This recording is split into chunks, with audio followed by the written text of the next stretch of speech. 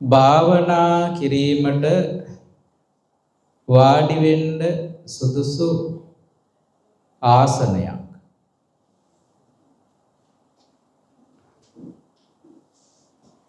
භාවනා කරනකොට වාඩි වෙන ආසනය ගැන හිතන්න එපා. මොකද්ද කරන්න ඕන? දැන් අපි මේ හිතන්නේ භාවනා ගැනද ඉඳගෙන ඉන්න විදිහක් ගැනද? අපි දැන් වද වෙන්නේ මොකක් ගැනද මේ? ඉඳගන්නේ කොහොමද කියලා. ඉඳ ගන්න පුටුවක් ගන්නවද, ඩෙස්ක් එකක් ගන්නවද, බම්කුවක් ගන්නවද, පැදුරක් ගන්නවද, පළඟ පදිනවද? දැන් මේ භාවනාව ගැනද මේ අපි කල්පනා කරන්නේ? නෑ, ඉඳ ගන්න එක ගැන කල්පනා කරන්න. ඉඳ ගන්න එක ගැන කල්පනා කරන්න එපා. භාවනා මානසිකාරය ගැන කල්පනා කරන්න. දැන් සමහරුන්ට බිම ඉඳ ගන්න බෑ. ඒතර බිම ඉඳ ගන්න බැරි කෙනා පුටුවක ඉඳ ගත්තට කමක් නෑ. අසනීපකම් තියෙන්න පුළුවන්. ඒක නයි. කම්මැලිකමට කරන්න එපා හැබැයි. එතකොට ඒක භාවනාවට බාධාවක් වෙනවා. මොකද අපි කම්මැලිකමට රුකුල් දෙන නිසා එතකොට හිත කම්මැලිකමට බර වෙලා නිදිමතට අලසභාවයට බර වෙනවා. දැන් ඇත්තටම කිව්වම අපිට නිදිමත අලසභාවය නිසා අපි මේ හේතු වෙලා ඉන්න බැලුවොත් ඒක නින්දට රුකුල් දීමක නින්ද යනවා. එතකොට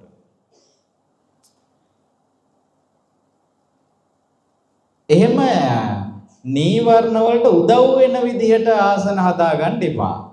මට හාන්සිලා භාවනා කරොත් ඔක්කොටම ලේසි කියලා හිටන් ඇඳේකින් හාන්සිලා භාවනා කරනවා. එතකොට දැන් පහසුයි කියලා මොකේද මේ පහසුව දෙන්නේ? භාවනාවටද නිදිමතටද?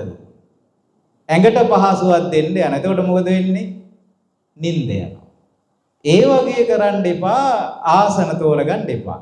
එහෙම නැතුව භාවනා අරමුණක සිහිය පිහිටවා ගන්න ආකාරයේ පහසු ආසනයක වාඩි වෙනාට ගැටලුවක් නැහැ. ඒක ඒ තරම් හිතන්න ඕන කාරණාවක් නෙමෙයි. පුරුදු වෙන්න ඉතින් පළඟ බැඳගෙන භාවනා කරන්න පුළුවන් නම් එහෙම කරන්න. පොඩි බංකුවක වාඩි වෙලා පුටුවක වාඩි වෙලා Tamanට පුළුවන් විදිහට මේක කරන්න පටන් ගන්න. මොකද ඉඳ ගන්න බැරිකම නිසා භාවනාව අතාරින එක නෙමෙයි කරන්න ඕනේ.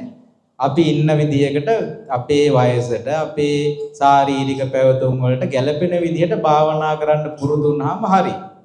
හැබැයි ඒක අර නිදිමතට හරි කම්මැලිකමට හරි අපේ පහසුව පිණිස යොදාගත්තු දෙයක් කරගන්න එපා.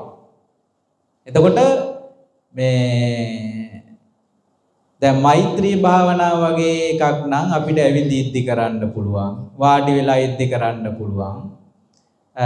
ඕන ඉරියව්වකින් කරන්න පුළුවන්. දැන් ආනාපාන සතියේදී නම් තියෙනවා උජුං කායම් පනිදාය පරිමුඛං සතින් උපට්ඨපෙත්තා. ඉතින් කය ඍජු කරගෙන පළඟක් බැඳගෙන එහෙම භාවනා කරන්න ඕන කියලා ආනාපාන සතිය තියෙනවා. නමුත් අනිත් භාවනාවල එහෙම නැහැ. නමුත් කායානුපස්සනා භාවනාවල් කරද්දී ගොඩක් ඇවිදිමින් කරන ක්‍රමයක් නැහැ. ඇවිද කරන්නේ නැහැ. ඒක තැනක වාඩි වෙලා තමයි කරන්නේ. සාමාන්‍ය බුද්ධානුස්සතිය, ධම්මානුස්සතිය, සංඝානුස්සතිය, සීලානුස්සතිය, දේවතානුස්සතිය, මෛත්‍රී භාවනාව, මුදිතා භාවනාව, කරුණා භාවනාව, උපේක්ෂා භාවනාව කියන මේ භාවනා සක්මන් කර කර වාඩි වෙලා එහෙම කැමති ඉරියව්වකින් කරන්න පුළුවන්. කායානුපස්සනාවෙත් ඉරියාපත භාවනාව, සම්පජාන්න භාවනා ආදී දේවල් ඉතින් ඒ ඉරියව්වල සිත පැවැත්වීමක් තියෙන්නේ. නමුත් අසුභ භාවනාව, නවසීවතක භාවනාව, ආනාපාන සති භාවනාව, ඊට පස්සේ ඒ නවසීවතකේටම තමයි අට්ටික සංඥා ආදී භාවනාවක් තියෙන්නේ. සතර මහා ධාතුන් ගැන මෙනෙහි කිරීමේ භාවනාව කියන ඒවා සාමාන්‍යයෙන් වාඩි වෙලා තමයි කරන්න ඕනේ. ඒවා සාමාන්‍යයෙන් ඇවිදිමින් කරන ක්‍රමයක් නෙමෙයි. ඒ විදිහට තමයි තියෙන්නේ.